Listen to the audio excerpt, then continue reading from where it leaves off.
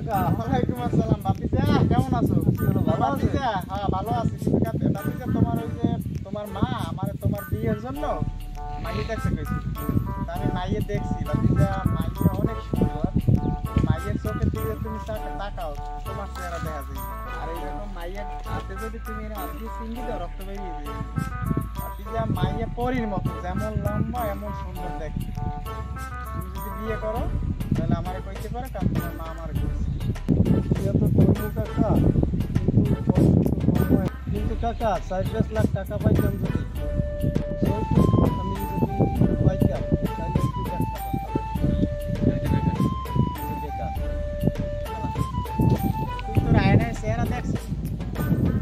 তোর দাড়ি চুল গেছে পাইকিয়া, সম্পর্কের মতো পেটা দাড়ি। তুই যৌতুক চাও। আবার তুই যে পরিমাণ ল্যাংরা হইছো, গরুর চাইতেও ল্যাংরা বেশি। তুই কিনা মাইয়ে দেবে যৌতুক দিয়ে? আবার যৌতুক চাইতে। কাকা 2 লাখ হইলেও দেখছেন।